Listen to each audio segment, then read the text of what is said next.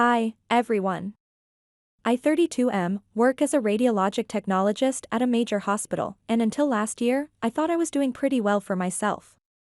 I had a stable career, a small but comfortable apartment, and was handling my life without any handouts. But somehow, my parents managed to pull me back into their chaotic orbit, all because of my older brother Mike, 34M. Let me set the stage here. Mike still lives at home with our parents, Thomas at 58M, and Victoria, 56F. He's been finding himself since graduating high school. College? He's been through 3 of them. The first kicked him out for failing nearly every class except PE, the second for disciplinary issues. He claims the professors didn't understand his creative approach to deadlines, but we all know that's code for partying too much and skipping assignments. I can't even remember what happened with the third one. His job history? That's even more of a joke. He worked at an electronics store until he got caught giving unauthorized discounts to his friends. Then he tried being a barista but quit because the customers were too demanding. His most recent gig was at a gym, where he lasted 2 weeks before declaring that early shifts were toxic to his lifestyle. Meanwhile, I worked my way through college, juggling part-time jobs and scholarships to graduate debt-free. I completed my radiology program, got licensed, and landed a good position at a respected hospital. But in my family, being the responsible one doesn't mean you get a pat on the back, it means you're the one they call when they need something. Last year, my parents invited me over for Sunday dinner. Victoria makes this amazing lasagna, and Thomas likes to grill me about my plans for the future, while sipping his iced tea. It's their thing. But this time, I could tell something was different. Halfway through dinner, Mom hit me with this. "Nathan, honey, we've been thinking, wouldn't it be nice if you moved back home for a while?" I almost choked on my garlic bread. What? Why would I do that? Well, she said in her best soothing voice, housing prices are insane, and rent is just throwing money away. If you moved back, you could save so much for the future. Dad nodded like he was in on some genius plan. Exactly. You're young, Nathan. This is the time to be smart with your money. Plus, you'd be helping out the family. There it was, the guilt trip. My parents are masters at this. They've been playing the family helps family card for as long as I can remember. When Mike wrecked Dad's car as a teenager. Family helps family, Nathan. When Mike needed money for books, which I later found out went towards a gaming console. Family helps family, Nathan. Still, they made it sound so logical. It would only be for a little while, Mom added. And it's not like you wouldn't be contributing, just a small amount for rent and groceries.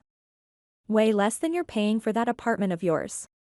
I didn't say yes right away. I mean, I liked my apartment. It was tiny, sure, but it was mine. No one nagging me about dishes in the sink, no random family drama, and definitely no Mike bumming around in his pajamas at 2 p.m. But I couldn't deny they had a point. Rent was eating up a big chunk of my paycheck, and moving back home could give me a chance to save up. Just think about it, Mom said, flashing that hopeful smile she always uses when she wants me to agree to something. No rush. I spent the next few days mulling it over. On paper, it made sense. I could save money, maybe even enough for a down payment on a house someday. And part of me thought it might be a chance to reconnect with my family. Things had been a little distant since I moved out. So after a lot of back and forth in my head, I called Mom and said I'd do it. She sounded thrilled. "Oh Nathan, you won't regret this. It'll be so nice to have the family together again." Looking back, that should have been my first red flag. She sounded way too excited about what was supposed to be me helping out the family. But at the time, I didn't think much of it. I moved back in the next weekend. They gave me my old room, which hadn't changed much since high school, same twin bed, same posters on the wall. It was weird, but I told myself it was temporary. For the first few weeks, everything seemed fine. I paid a small rent payment, way less than what I'd been paying for my apartment, and helped out with groceries. It wasn't ideal, but it wasn't terrible either. Mom would gush about how nice it was to have me back, and Dad kept saying things like, "It's good for the family to stick together." Even Mike was weirdly pleasant at first, cracking jokes and actually cleaning up after himself once or twice. But in hindsight, I should have known better. My parents are pros at making things seem fine on the surface while quietly pulling strings behind the scenes. And Mike? Well, Mike's just Mike. He's been riding the family gravy train for years, and I should have realized my return was just another stop on his endless ride. It started small, little things here and there. For example, Mike's room suddenly got a serious upgrade. I walked past his door one day and saw him setting up a huge flat-screen TV on his wall. His desk had a brand new gaming PC, complete with one of those ridiculous chairs that light up. "Where'd you get the money for all that?" I asked. He just shrugged. "I've been saving," he said without even looking up. Saving from what? I wanted to ask, but I let it go. Maybe he had saved up. Stranger things have happened. Then there was the fridge situation. Every time I bought groceries, they'd disappear within 48 hours. I'd stock up on basics, eggs, milk, bread, a few snacks, and the next day, I'd find Mike chowing down on a sandwich the size of my head with half the loaf gone. "Did you eat the last of the eggs?" I asked him one morning. "Yeah," he said casually, scrolling on his phone. "Made an omelet. You want me to pick up more or something?" I stared at him, speechless. The guy hadn't bought groceries in years, and now he was acting like it was a minor inconvenience for me to ask. I told Victoria about it later, and she just laughed. "Oh, you know Mike, he doesn't think about those things." I'll remind him. Then came the deliveries. Every other day, it seemed like Mike was getting a package, shoes, clothes, random gadgets, stuff he clearly didn't need. Once, a delivery guy handed him a massive box that turned out to be a brand new sound system. He was practically giddy setting it up. "Where's all this money coming from?" I asked, trying not to sound too accusatory. "Oh, here and there," he said vaguely. Here and there apparently meant my wallet, because the next time I went to do the grocery run, Mom handed me her card and said, "Use this for the family stuff, and if there's anything extra, just cover it, pay you back later." I didn't think much of it at first. I figured it was one of those, "we'll square it up later," kind of deals. But later never came. By the time I realized she wasn't keeping track, I'd already covered hundreds of dollars worth of groceries. And then there was the rent situation. When I first moved back, we'd agreed on a small fixed amount I'd pay each month. But about 2 months in, Mom said, "Nathan, I hate to ask, but could you help a little more this month? Things are tight right now." "Sure," I said, figuring it was a one-time thing. Except it wasn't. A little extra became the new normal, and suddenly I was paying almost as much as I had been for my apartment. When I brought it up, Dad said, "It's just temporary. You're in a better financial position than we are right now, and it's good for the family." That phrase, "good for the family," was starting to sound like a broken record. It wasn't just the money, though. It was the whole vibe. I started noticing how everything revolved around Mike. If he wanted something, my parents bent over backward to get it for him. If he needed to borrow the car? No problem. If he wanted to have friends over for a movie night? Mom made snacks and told me to be flexible about the noise. Meanwhile, if I so much as left a dish in the sink, I got a passive-aggressive comment about how we all need to pitch in. One time, I overheard Mom on the phone with her sister, bragging about how Mike was finally getting his act together. She went on and on about his plans to start a business, some vague idea about creating custom sneakers or something. "Nathan is helping us keep things stable," she said, as if my contributions were just some side note in the grand saga of Mike's life. That was it. I walked upstairs, shut my door, and sat on my bed, fuming. How had I let things get to this point? I was busting my ass at work, paying for everything, and dealing with this nonsense while Mike got to coast through life like it was one big vacation. I started replaying everything in my head: Mike's new TV, the groceries disappearing, the constant deliveries, the never-ending rent hikes. It all started to click. This wasn't about helping the family. This was about me funding their lifestyle, with Mike as the star player and me as the background character keeping the lights on. The final straw came when I overheard them in the kitchen, thinking I wasn't home yet. They were discussing plans for a family vacation, to the Bahamas of all places. My mother's voice was excited as she detailed her scheme. We'll have Nathan book everything since he has the credit cards with the highest limits. Once it's all paid for, we can just not pay him back. He'll get over it like he always does. Mike's laughter echoed through the house. He's got the money anyway. It's not like he's using it for anything important. As I stood there, listening to my family plot to basically steal thousands of dollars from me, something inside me snapped. But instead of confronting them right away, I decided to wait. They wanted to play games? Fine. But this time, I was going to make sure I had the winning hand. I walked into the kitchen, pretending I'd just gotten home. Mom's face lit up with that fake smile of hers. Nathan. Perfect timing. We were just talking about planning a family vacation. What do you think about the Bahamas? I smiled back, already formulating my plan. Sounds interesting, Mom. Tell me more about it. Little did they know, their perfect plan was about to backfire spectacularly. Update 1, it's been about a week since I discovered my family's vacation scam plan, and I've got quite an update about how I turned their scheme back on them. After pretending to agree to book the family vacation, I meticulously planned every detail of my revenge. While my mom bombarded me with resort preferences and activity requests, I was quietly working on 2 separate plans, my actual luxury getaway and their fake vacation documents. Victoria had it all mapped out in her head, ocean view rooms at a 5-star resort, all-inclusive packages, spa treatments, the works. She spent hours sending me links to specific resorts and room types, gushing about how this would be such a wonderful family bonding experience, and how we all deserved this break. Thomas even created a detailed spreadsheet of activities he wanted us to book, color-coded by day and priority level. Mike, not wanting to miss out on the luxury, kept sending me texts about upgrading his seat to business class because economy would hurt his back. I spent several nights perfecting the fake documentation. Working in healthcare has taught me the importance of attention to detail, and I put those skills to good use. I created convincing-looking reservation documents using actual airline formatting, complete with proper logos, booking codes, and QR codes. The trick was making them look perfect while ensuring none of the booking numbers would exist in the airline's system. For their flight, I chose a real flight number but gave them a departure time 2 hours after my actual flight. I made sure to book through a travel agency that only allows the primary account holder, me, to make changes or cancellations. Everything looked legitimate, from the confirmation emails to the boarding passes, but it was all smoke and mirrors.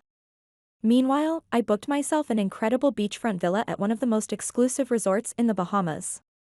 The package I chose included private beach access, daily spa treatments, gourmet dining, and a personal concierge. It was more luxurious than what they had asked for, but since I was only paying for 1 person instead of 4, it actually cost less than their planned family vacation. The morning of the trip, I called Victoria, "Don't forget, your flight leaves at 11 a.m. Make sure to get there early for security, and don't forget the printouts I sent you. Some airlines are picky about digital tickets." "Oh, thank you for handling everything, Nathan," she gushed. "We're so excited. This is exactly what our family needs." I arrived at the airport early for my 9 a.m. flight, knowing they wouldn't show up until much later. As I was boarding, I got a text from Mom, "On our way. Can't wait to start our family vacation." I sent back a quick "safe travels. Can't wait to see you at the resort," before turning on airplane mode and settling into my seat with a satisfied smile. During the flight, I treated myself to champagne and an actually decent airplane meal, enjoying the peace and quiet. The landing in the Bahamas felt like stepping into paradise. The resort's VIP shuttle was waiting for me, and the driver, Marcus, entertained me with local stories during the scenic drive. When we arrived, the concierge, James, gave me a tour of my villa that made me realize I'd seriously upgraded my revenge plan. The villa was stunning: private infinity pool, outdoor shower, massive terrace overlooking the ocean, and interior space bigger than my old apartment.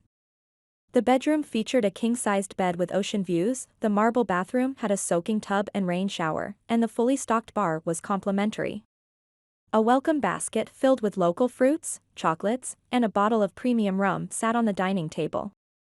I took several photos of the view from my balcony, carefully choosing the most impressive one to send to the family group chat with the caption, "Made it. Hope you're having a smooth trip." Then I ordered a champagne breakfast and settled in to wait for the chaos to unfold. A friend who works at the airport later filled me in on what happened. Victoria arrived first, wearing her designer sundress and oversized vacation hat, marching confidently to the check-in counter with her fake boarding pass. When the airline staff couldn't find their reservation, she insisted they were wrong. My son Nathan booked everything. He's already at the resort. Thomas, trying to maintain his dignity, demanded to speak to a supervisor.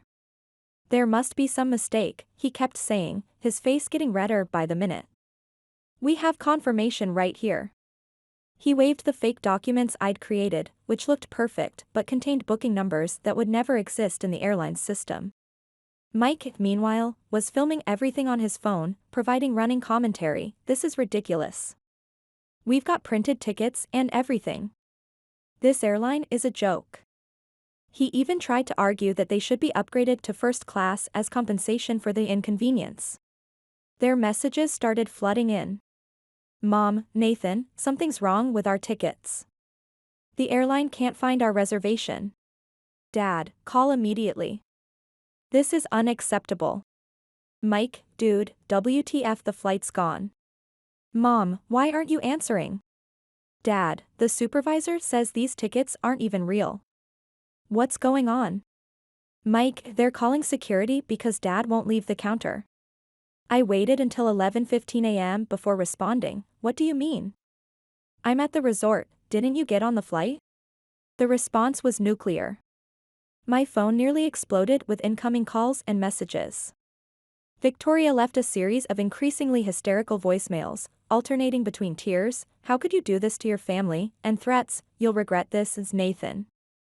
Thomas sent stern texts about irresponsibility and consequences, while Mike vacillated between angry messages and attempts to guilt-trip me. I sent one final message to the group chat, a photo of me lounging by the infinity pool, cocktail in hand, with the caption, "Enjoy your vacation." Oh wait, guess it's just me this time. Cheers. Then I turned off my phone and proceeded to have the most relaxing week of my life. Each day at the resort was better than the last. I spent mornings swimming in the crystal-clear waters and afternoons getting professional massages. The restaurants were world-class. I tried everything from local seafood to international cuisine. No family drama, no guilt trips, no disappearing groceries, just pure, uninterrupted peace. Through a friend who still follows them on social media, I got updates about their public meltdown. Victoria had been posting cryptic status updates about ungrateful children and family betrayal. One particularly dramatic post read, "You never know someone's true colors until they show them." Heartbroken. Thomas had been commenting on old family photos with things like, "Some people forget where they came from," and "Family used to mean something." Mike took a different approach, sharing those cliché quotes about family loyalty that people post when they're trying to guilt-trip someone. "The blood of the covenant is thicker than the water of the womb," though I'm sure he didn't understand the actual meaning. He even started a series of passive-aggressive TikTok videos about toxic family members, ironic, considering his role in the whole situation. Extended family members and family friends started taking sides. Some sent me concerned messages asking what happened, while others immediately jumped on my parents' bandwagon without hearing my side. My Aunt Sarah, Victoria's sister, called me 3 times to lecture me about respecting my parents. Uncle David, on the other hand, sent me a private message saying, "I don't know what happened, but knowing your parents, they probably had it coming." But here's the thing, their manipulation tactics don't work when you're sipping a piña colada on a private beach, thousands of miles away from their drama. The resort staff, who had no idea about the family situation, kept commenting on how relaxed and happy I looked. One of the waiters, Jorge, even joked that I must not have a care in the world. If he only knew. The vacation also gave me time to reflect on years of manipulation and financial abuse. Each day of peace and relaxation helped me see more clearly how toxic my family dynamic had become. The distance helped me realize that their behavior wasn't normal, and I wasn't wrong for standing up for myself. I'm writing this update from my final day at the resort. The sun is setting over the ocean, painting the sky in brilliant oranges and pinks. I've got one last gourmet dinner planned at the resort's signature restaurant, and I'm feeling completely refreshed. But I know the real drama is waiting for me back home. I'm flying back tomorrow, and I've already got dozens of texts from extended family members asking about the vacation disaster they've been hearing about. My parents have apparently been spreading their version of events, conveniently leaving out the small detail about their plan to scam me out of thousands of dollars. Don't worry, I've got plans for handling that too. I've kept all the evidence, screenshots of their messages planning to stick me with the bill, recordings of their conversations about not paying me back, and a detailed record of all the money they've taken from me over the past few months. Update 2 will be coming soon, and trust me, you'll want to hear how this all plays out when I get home. Update 2, after returning from my solo Bahamas trip, I knew I needed to set the record straight. While I was away, my parents had been spreading their version of the vacation disaster to anyone who would listen, painting me as the villain who cruelly tricked them with fake tickets. Time to show everyone the full picture. I sat down at my computer and spent hours crafting a detailed Facebook post. My hands were shaking as I typed, but my resolve was firm. I started with how my parents convinced me to move back home under the guise of helping me save money, only to slowly shift all financial burdens onto me. I explained how they enabled Mike's lifestyle while making me feel guilty for not contributing enough. The post laid out every manipulation tactic they'd used, the guilt trips, the emotional blackmail, the constant moving of goalposts. I included a monthly breakdown of how my small contribution had grown to exceed my previous apartment's rent. I detailed Mike's expensive purchases and the mysterious source of his funding. Spoiler alert, it was my grocery money. But the real power of the post came from the evidence I attached. Remember those kitchen conversations I mentioned overhearing? I had recordings. I included the clip where they explicitly discussed their plan to stick me with the vacation bill and never pay me back. Their own voices, their own words, their own laughter about taking advantage of me. I also added screenshots of text conversations, bank transfers, and a detailed log of all the temporary expenses that had somehow become permanent. The evidence was overwhelming and undeniable. The reaction was immediate and explosive. Within an hour, the post had dozens of comments and shares. People who had initially sided with my parents started backtracking fast. I had no idea this was the full story, my cousin wrote.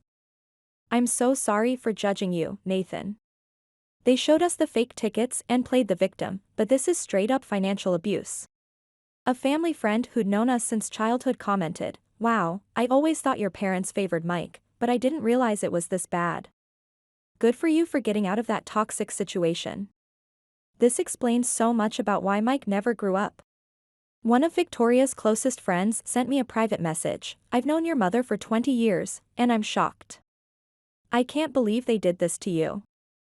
I'm so sorry I believed them without hearing your side first. No wonder you always seemed so stressed at family gatherings."